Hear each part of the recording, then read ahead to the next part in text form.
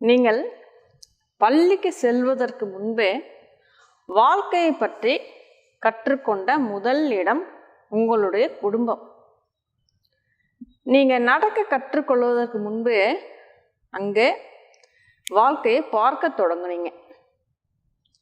நீங்கள் பேச தொடங்குவதற்கு முன்பே அங்கு மனிதர்களின் குரலை கேட்க தொடங்குனீங்க. நீங்கள் புத்தகத்தை படிக்க தொடங்குவதற்கு முன்பே அங்கு மனிதர்களை படிக்க தொடங்கினீர்கள். அங்குதான் முதலில் அன்பையும் பார்த்தீங்க, அங்குதான் கோபத்தையும் பார்த்தீங்க, அங்குதான் சிரிப்பையும் பார்த்தீங்க, அங்குதான் கண்ணீரையும் பார்த்தீங்க, அங்குதான் விட்டு கொடுப்பதையும் பார்த்தீங்க, அங்குதான் பிடிவாதத்தையும் பார்த்தீங்க, அங்குதான் ஒரு மனிதன் எப்படி இருக்க வேண்டும் என்பதையும் பார்த்தீங்க, அங்குதான் ஒரு மனிதன் எப்படி இருக்கக்கூடாது என்பதையும் பார்த்தீங்க. அதாவது உங்கள் குடும்பத்தில் நடந்த ஒவ்வொரு நிகழ்வுமே உங்களை உடைப்பதற்கோ உங்களுக்கு தண்டனை கொடுப்பதற்கோ இல்லை. அது உங்களுக்குள் உள்ளிருந்து இன்னும் பிறக்காத மனிதனை வெளிக்கொண்டு வருவதற்காக அது நடக்கக்கூடியவை அப்படிங்கிறத தெரிஞ்சுக்குங்க. சில குடும்பங்களில் அன்பு நிறைந்து இருக்கும். அங்கு வளரும் குழந்தை அன்பு செலுத்த கற்றுக்கொள்கிறது. சில குடும்பங்களில் அன்பே இல்லாமல் இருக்கும். அங்கு வளரும் குழந்தை வெறுப்பை கற்றுக்கொள்கிறது. சில குடும்பங்களில் ஒருத்தருக்கொருத்தர் விட்டு கொடுத்து போவாங்க, அதுவும் ஒரு பாடம். சில குடும்பங்களில் ஒருத்தருக்கொருத்தர் புரிந்து கொள்ளவே மாட்டார்கள், அதுவும் ஒரு பாடம். என்ன அப்படின்னா, அந்த காயங்கள்ல இருந்து நீங்கள் பாடம் தான் எடுத்துக்கொள்ள வேண்டுமே தவிர அதை உங்ககிட்ட கொண்டு வரக்கூடாது, உங்களுடைய வாழ்க்கையில் நீங்கள் தொடரக்கூடாது அப்படிங்கிறத தெரிஞ்சுக்குங்க. அதாவது உங்களை யாருமே புரிந்து கொள்ளவில்லை என்றால் நீங்கள் மற்றவர்களை புரிந்து கொள்ளும் மனிதனாக மாறுங்கள். உங்களுக்கு அன்பு கிடைக்கவில்லை என்றால் நீங்கள் மற்றவர்களிடம் அன்பு செலுத்தும் மனிதனாக மாறுங்கள். உங்களை அவமானப்படுத்தினார்களா, நீங்கள் மற்றவர்களை அவமானப்படுத்தாத மனிதனாக மாறுங்கள். உங்களை காயப்படுத்தினார்களா, நீங்கள் மற்றவர்களை காயப்படுத்தாத மனிதனாக மாறுங்கள். இதுதான் காயத்திலிருந்து ஞானத்தை எடுத்துக்கொள்வது. அதாவது அனுபவங்கள்லேருந்து உங்களை நீங்களே செதுக்கிக் கொள்வது அப்படிங்கிறத தெரிஞ்சுக்குங்க.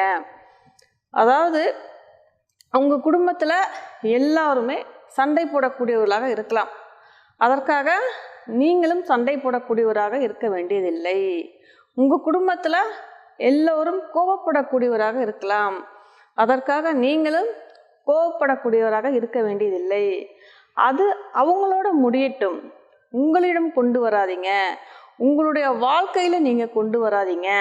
என்ன அப்படின்னா, எனக்கு இப்படி தான் நடந்தது, அதனால் நானும் இப்படி தான் இருப்பேன் என்று சொல்லாமல், எனக்கு இப்படி நடந்தது, ஆனால் நான் மற்றவர்களிடம் இப்படி நடந்து கொள்ள மாட்டேன் என்று நீங்கள் முடிவு செய்வது தான் உங்களுடைய ஞானம் அப்படிங்கிறத தெரிஞ்சுக்குங்க. அதாவது உங்களுடைய குடும்பத்தை நீங்கள் தேர்வு செய்தீங்களா? இல்லை. நீங்கள் பிறந்த இடத்த தேர்வு செய்தீங்களா? இல்லை. உங்களுடைய பெற்றோர் இப்படி தான் இருக்க வேண்டும் என்று முடிவு செய்தீர்களா? இல்லை. உங்களுடைய உறவுகள் இப்படி தான் நடந்து கொள்ள வேண்டும் என்று முடிவு செய்தீர்களா? இல்லை. ஆனால் இந்த அனுபவங்களுக்கு பிறகு நீங்கள் எப்படிப்பட்ட மனிதனாக இருக்க வேண்டும் என்று தேர்ந்தெடுக்க வேண்டிய அதிகாரம் உங்களிடம் இருக்கிறது. அதுதான் உங்களுடைய சுதந்திரம், அதுதான் உங்களுடைய பொறுப்பு, அதுதான் உங்களுடைய வாழ்க்கையின் அழகு அப்படிங்கிறத தெரிஞ்சுக்குங்க. அதாவது மற்றவர்களை மாற்றுவதை விட மற்றவர்களை எப்படி எதிர்கொள்ள வேண்டும் என்று தெரிந்து கொள்வது தான் உண்மையான வலிமை அப்படிங்கிறத தெரிஞ்சுக்குங்க. நீங்கள் எல்லாவற்றையும் பொறுத்து கொள்ளணும் அப்படிங்கிற அவசியம் இல்லை, எல்லாரையும் திருப்திப்படுத்தணும்னு அவசியம் இல்லை. உங்களை அழித்து கொண்டு ஒரு உறவை தக்க வைத்து கொள்ளணும் அப்படிங்கிற அவசியமும் இல்லை. அன்பு செலுத்துங்க, ஆனால் உங்களை இழந்துடாதீங்க. மன்னியுங்கள், ஆனால் மீண்டும் மீண்டும் அந்த வலியும் வேதனையும் இருக்கக்கூடிய இடத்துல போய் நிற்காதீங்க. உறவுகளிடம் விட்டு கொடுங்க, ஆனால் உங்களுடைய சுயமரியாதை இழக்காதீங்க. அதாவது சிலரை உங்கள் அருகில் வைத்திருப்பது அன்புதான், அதுபோல் சிலரை தேவையான தூரத்தில் வைத்திருப்பதும் அன்புதான் அப்படிங்கிறத தெரிஞ்சுக்குங்க. ஒருத்தர் உங்களை மீண்டும் மீண்டும் காயப்படுத்தி கொண்டே இருக்கிறார் அப்படின்னா நீங்கள் நான் நல்லவன் அதனால் பொறுத்து கொள்வேன் அப்படின்னு சொல்லி உங்களை இழக்காதீங்க, உங்களை அழித்து கொள்ளாதீங்க. உங்களை முதல்ல நீங்கள் மதிக்க கற்றுக்கொள்ளுங்க. உங்களை மதிப்பது என்பது அது ஆணவம் கிடையாது. உங்களை மதிப்பது என்பது உங்களுக்குள்ள இருக்கிற உயிரின் மதிப்பை உணர்வது அப்படிங்கிறத தெரிஞ்சுக்குங்க. அதனால் அனைத்தையும் நீங்கள் பொறுத்து கொள்ள வேண்டியது இல்லை அப்படிங்கிறதையும் தெரிஞ்சுக்குங்க. அதாவது உங்களுடைய வாழ்க்கையில் வரக்கூடிய அனைவருமே உங்கள் பயணம் முழுவதும் வரக்கூடியவர்கள் இல்லை.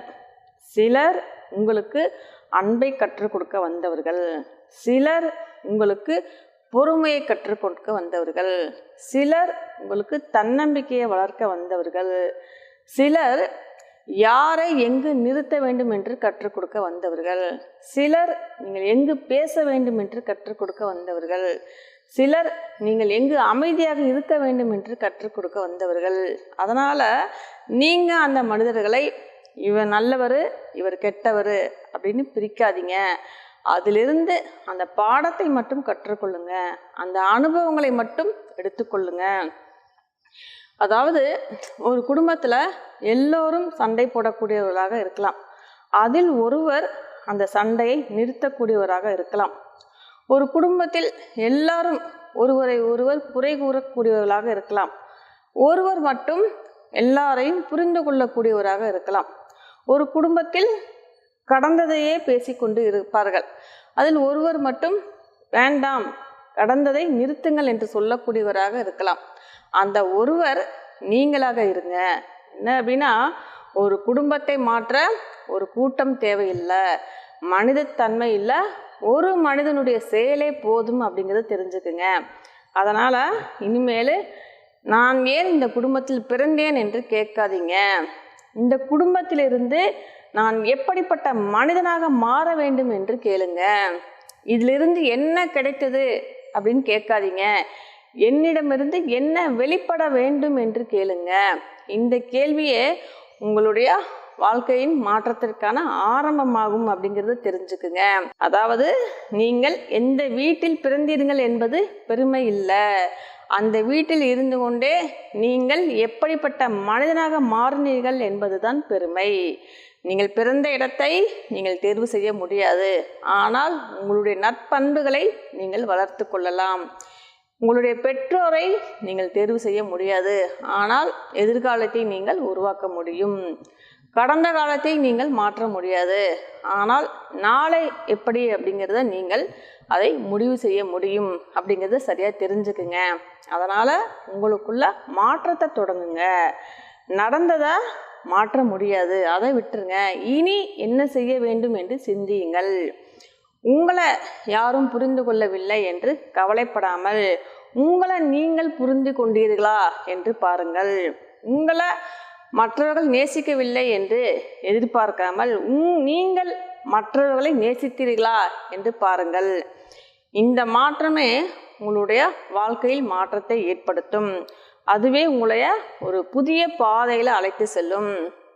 அதாவது நீங்கள் சில விஷயங்களை விடணும், உங்களிடமிருந்து விலக வேண்டும். அந்த விஷயங்களாம் என்னென்ன அப்படின்னா, கோபம், வெறுப்பு, பழிவாங்குதல், ஒருத்தரை அவமானப்படுத்தக்கூடிய விஷயங்கள், ஒருத்தரை காயப்படுத்தக்கூடிய விஷயங்கள், உண்மை இல்லாத வார்த்தைகள், அன்பு இல்லாத வார்த்தைகள், இதெல்லாம் உங்களிடமிருந்து விலக வேண்டும்.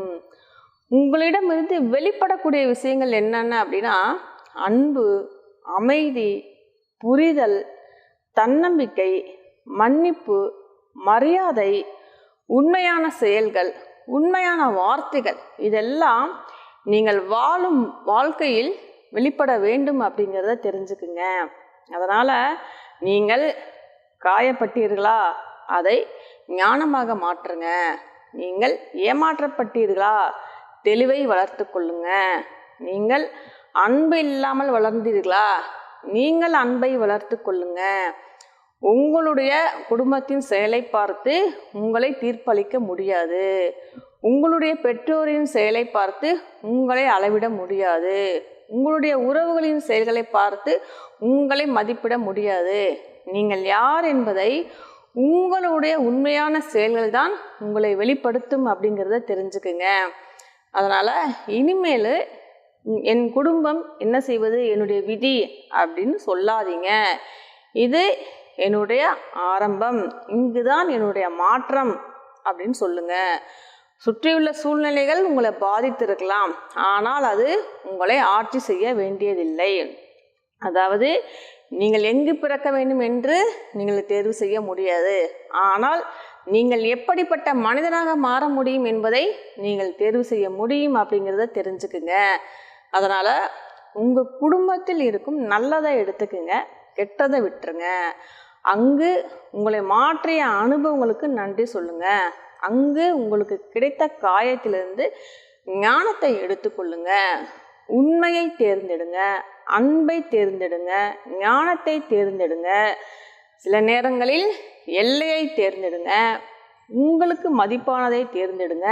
அந்த பாதையில் அம்மா உங்கள் கூடவே இருப்பேன். அதாவது நீங்கள் இங்கு யாரையும் சரி செய்ய வேண்டியதில்லை, யாரையும் மாற்ற வேண்டியதில்லை. நீங்கள் யாரையும் சரி செய்வதற்கோ யாரையும் மாற்றுவதற்கோ நீங்கள் இங்கு வரவில்லை. நீங்கள் இங்கு வந்தது உங்களுடைய ஆதாரமான அம்மாவை, உங்களுக்குள் இருக்கக்கூடிய அம்மாவின் சக்தியை உணர்ந்து நீங்கள் உண்மையான மனிதனாக மாறுவதற்கு வந்திருக்கீங்க அப்படிங்கிறது தெரிஞ்சுக்குங்க. உங்களுக்குள்ளே இருக்கக்கூடிய அம்மாவின் சக்தியை உணரும் போது அந்த மாற்றம் உங்களுக்குள்ளே தொடங்க ஆரம்பித்துவிடும். அம்மா உங்கள் கூடவே இருக்கேன் அப்படிங்கிறத உணர்வை ஆழமாக உங்களுக்குள் வேரூன்றும் போது அப்போது சொல்லுவீங்க, அம்மா, நான் பிறந்த இடத்தை நான் தேர்ந்தெடுக்கவில்லை, ஆனால் அந்த இடம் எனக்கு கொடுத்த அனுபவத்தையும் பாடங்களையும் நான் கற்றுக்கொண்டு நான் மாறினேன். நான் என் வாழ்க்கையை மாற்றினேன். எனக்கு நடந்தது போல் நான் மற்றவர்களிடம் நடந்து கொள்ள மாட்டேன் என்று கற்றுக்கொண்டேன்.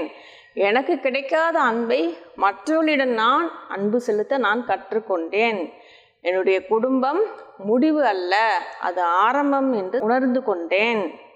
அங்கிருந்து நான் வந்திருக்கலாம், ஆனால் அங்கே நான் நின்று விடவில்லை, நான் மாறினேன், நான் என்னை உருவாக்கி கொண்டேன் என்று சொல்வீங்கள். இதுதான் உங்களுடைய உண்மையான வெற்றி, உண்மையான உயர்வு, உங்களுடைய வாழ்க்கையின் நிறைவு அப்படிங்கிறத தெரிஞ்சுக்குங்க. அதாவது உங்களுடைய பிறப்பை நீங்கள் தேர்ந்தெடுக்கவில்லை, ஆனால் உங்களுக்குள் உங்களுடைய வாழ்வை மாற்றி உயர்த்தக்கூடிய ஆற்றலை அம்மா உங்களுக்குள் விதைத்திருக்கிறேன்.